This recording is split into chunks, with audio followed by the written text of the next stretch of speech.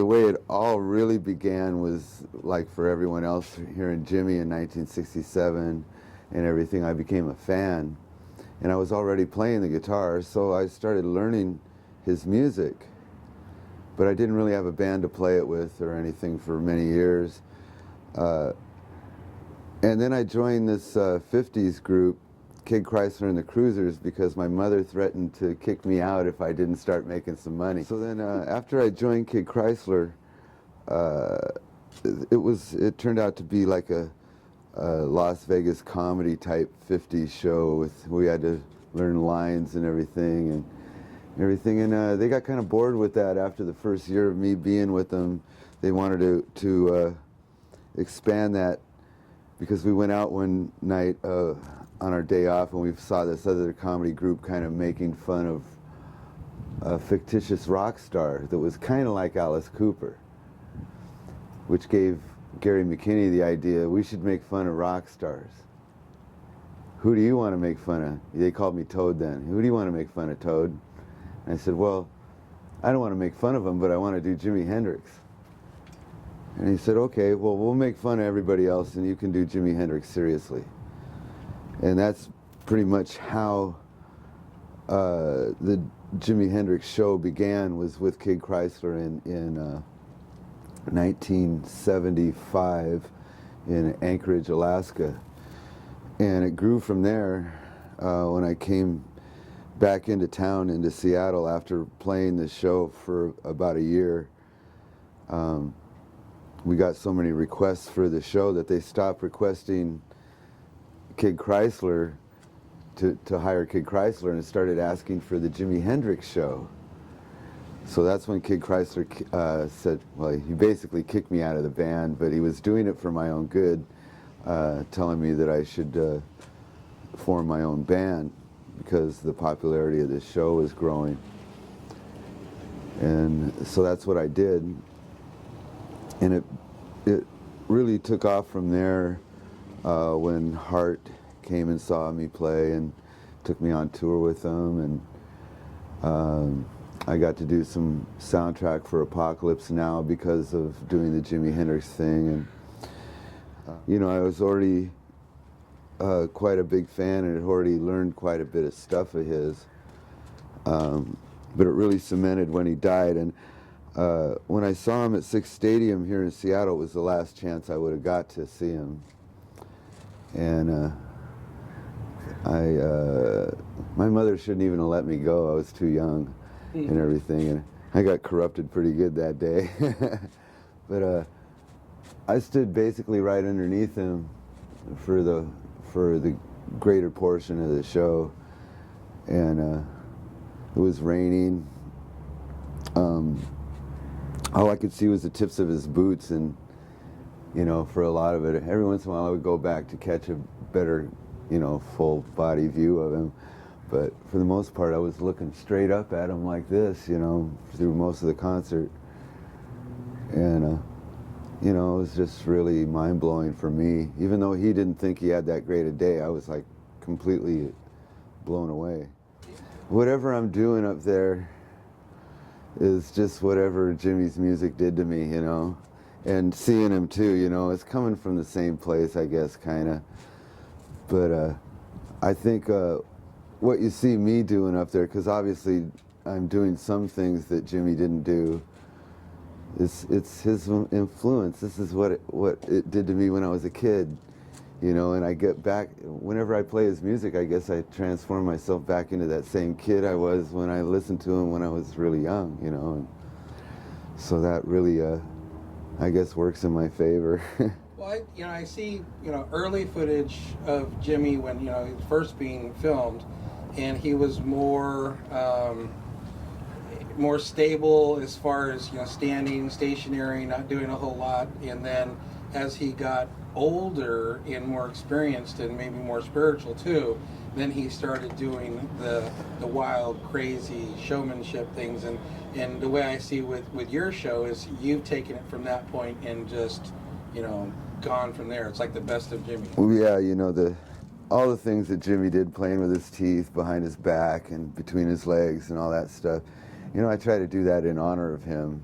and plus it's not very easy to do. So you know, I wanted to learn how to play all those ways, but I also wanted to invent a couple of ways of my own that would be like, you know, the master influenced me to learn this stuff, you know, or figure this out. And one guy told me one day, I forget who it was, but he said, you know, really the best you could do is to use everything you know how to do up there. And I started thinking about that, and I went, wow, I used to flick my pencil in class and catch it like this all the time. The pick. So that's when I started throwing my pick around, and I used to do the Fosbury flop. You know, we used to do high jumping in my friend's backyard. So now I'd jump onto the stage and flip back onto it. Yeah, that was pretty amazing. Keith Emerson even stole the trick from me. Really? Yeah, I played with him down in L.A. and everything. He saw me do it. Next thing I know, he was doing it in his show. I was like, what about other guitar players? You know, who inspires you? I mean, oh, you know, all of the rock guitar players that came after Jimmy that were influenced by him, and other players too. You know, Jeff Beck, all the original guys that were of his age, Townsend and Clapton and all those guys, and Ritchie Blackmore, John McLaughlin, Al Di Meola, Joe Walsh, you know, all kinds of people from back then. I probably stole a little bit from everybody, you know. But so that was another good thing, is that, you know, I had all these great role models for guitar and everything, and crazy role models, Johnny Winter and you know, Rick Derringer, and God, I could sit here and probably think of dozens and dozens of guitar players that I've been influenced. You know, a lot of this happened just by chance. Me playing the guitar happened by chance. I was visiting a friend of mine. My friend's father knew that my father had just died. I think he knew that I needed something to guide me. So when I knocked on the door, first thing he did, "Hey, Alan home?" "Yeah, come here." And he grabbed me by my coat, and he sat me down in a chair, and he came and brought me a Gibson guitar. He carried a Martin guitar. And then he started forming my fingers into chords and showing me how to strum. And I didn't have any choice in the matter whatsoever. Wow. He just made me do it. And then every time I went over to his house after that, his father made me do this, until I started getting pretty good at it. Now, at what point did you say, wow, this is what I want to do? Oh, I knew that. I knew that when I was in 9th grade. I knew what I wanted to do. I knew I wanted to be a guitar player. I just didn't know how to do it. I didn't know how to go about doing it. I figured, well, I just better just learn as much as I can, and maybe that'll come to me later, you know. And everything after that happened by, I swear, it's like the angels have been guiding me, you know. So it's just like a lot of really cool things have happened to me, and I've never really sought any of it out. Everything that's happened to me has come to my doorstep. Wow. So it's very strange. If you could go back in time, would you do anything different? Would I do anything different?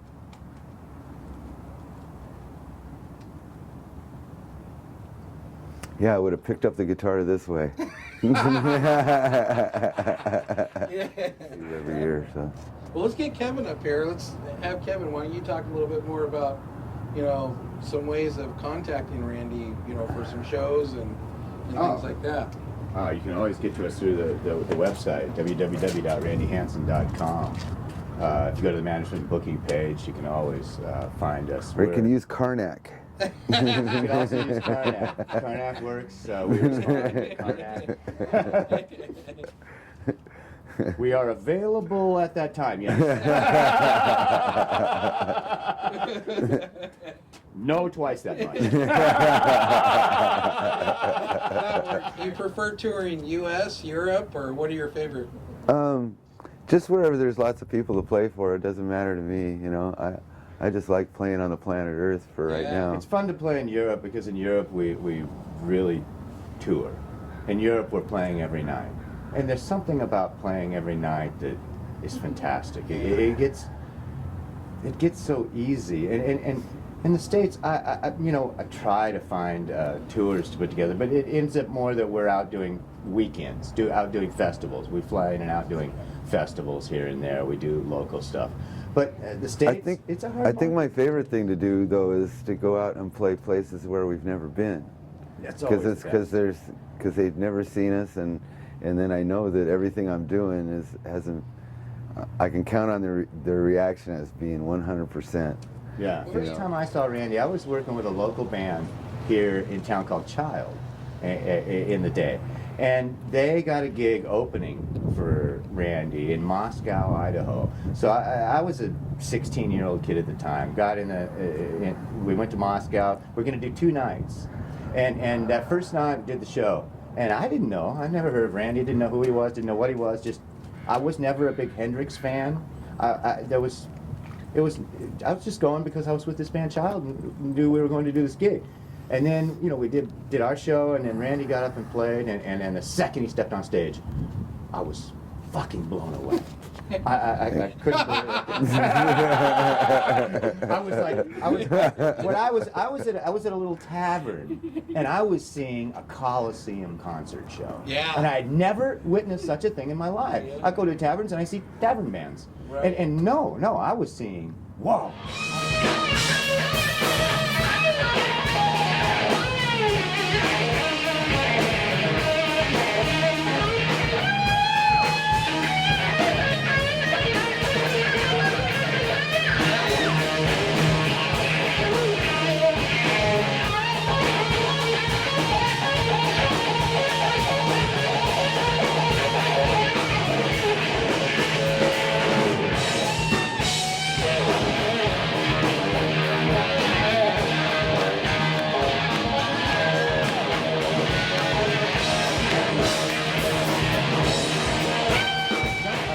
I got back to the hotel. I called all my buddies, my 16-year-old buddies back in Seattle, I said, man, I don't care how you figure it out, get on a train, get whatever. We're playing tomorrow night, you got to see this. And I remember one of them had a pickup truck, and 8 of them climbed in the back of a pickup truck, into the pickup truck, came to Moscow, Idaho. I didn't hear that. It was the best thing in their lives, too, Whoa, it was That's just funny. really something. And so that's how, there's nothing like that first time that you witness something that amazing, And so anytime we get to go somewhere, go to a new country, go be somewhere where basically the crowd hasn't seen, wow, those people the first time, they're so blown away. I mean, we're fortunate. They're blown away every night, everywhere we go. We just finished a tour in Europe this last fall tour. At the end of during that tour, as we're playing all these venues we play, and have played for so many times, they're all coming to me telling, wow, this is the 17th time. You're our record. The second band that's been here the most has been here 8 times. Okay, take it all here. We had a lot of fun. We put together a big tour across the U.S. That was booked out as the Band of Gypsies. It all was going really well. And then the night before the tour started, I was in the Midwest somewhere. Can't remember, Kansas City or something. I'd gone there to get the tour bus and get set up, and the guys were flying in the next day. That night, Buddy Miles got arrested. He was on probation, and he had violated his probation, and they sent him back to prison. And we had this tour booked, and Yeah. We'd only done 2 shows of what are it. we gonna do? And so the only idea that came up with was the only person that could replace him would be Mitch Mitchell. It was booked as the Band of Gypsies, but still, at least it would be a guy that was, had played with Jimi, and somehow that big management company got Mitch. found Mitch, got him there, got him involved. We postponed. We moved a few of the first shows, moved them to the end. Had a rehearsal for a week, and went out and did it with Mitch Mitchell instead. And well, we could go on for days with those stories. So What's one of the craziest moments on that tour? On that tour? Yeah. Oh, Jesus. Well, you'd have to ask him for his. For me, I think the craziest moment, other than, because I had a hard time with Mitch, and we, at times, he was not the same guy, you know, and I attribute this to him missing Jimmy mostly, because I think Jimmy was probably his best friend, you know, and Mitch kind of threw caution to the breeze after that, I think, and he started doing some really crazy things, and I don't know, I had him out on tour and we would introduce him, and he'd be backstage doing some drugs or something. And I go run backstage, I go, Mitch, we introduce you. I said, all right, I'll be right there. You know, going like, no, you gotta go now. No, I'll be right there, you know, and go back out on stage and kind of and he'll be right out, folks, you know, and he'd finally come out and play, but then he'd get out there and he wasn't giving it his all, you know, and I really wanted to play with the Mitch Mitchell. And I felt like I was playing with more like somebody who was just was disinterested, and it really made me angry.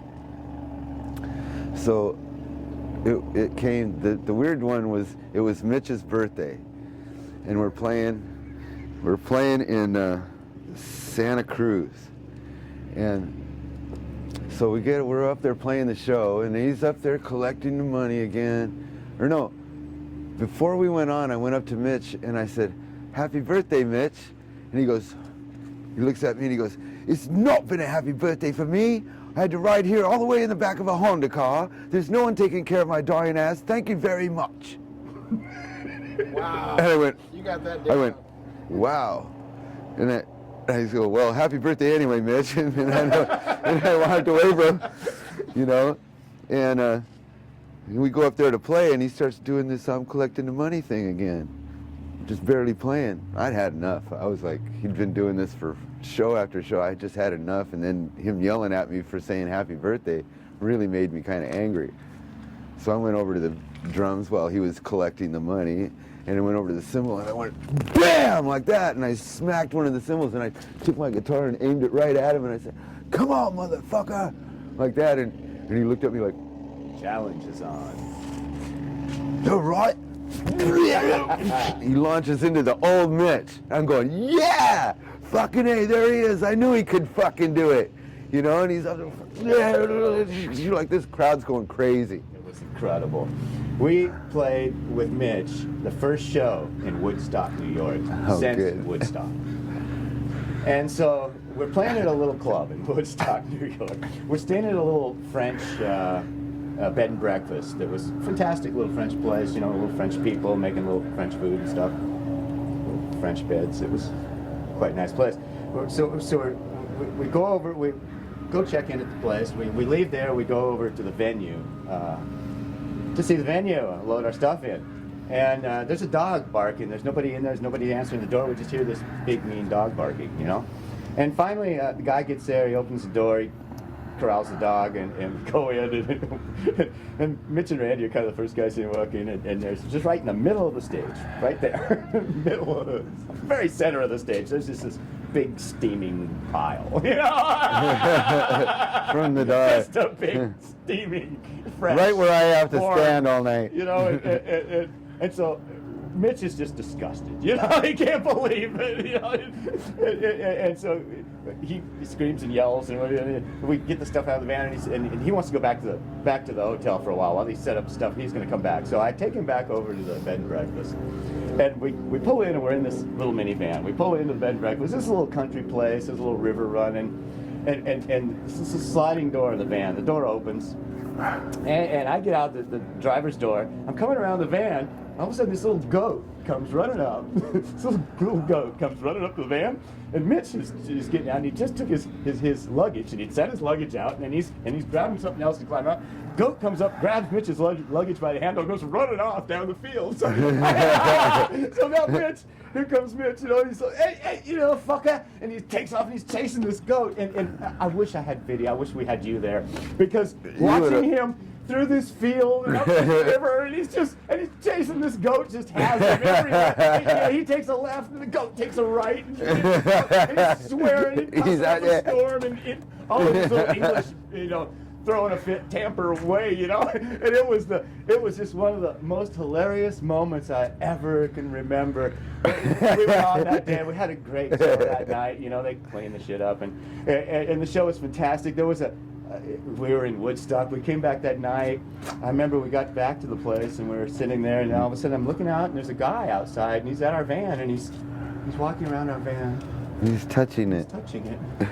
All over. So I went out and said, "Hey, can I help you?" And he says, "Oh, yeah, I just want to feel the love, you know, and energy, you know." And he stayed there all night, feeling our Just van. feeling our van. We got in the morning, he was still feeling our van. Yeah. Just, you know, only in Woodstock. So that would be my favorite story. That was from pretty good. from the tour. I noticed that looking at the Hendrix picture behind you, I mean, it's got lipstick prints. Yeah, all of them do. What a lucky guy, huh? Yeah. The girls still love Jimmy. Jimmy's getting more than I am.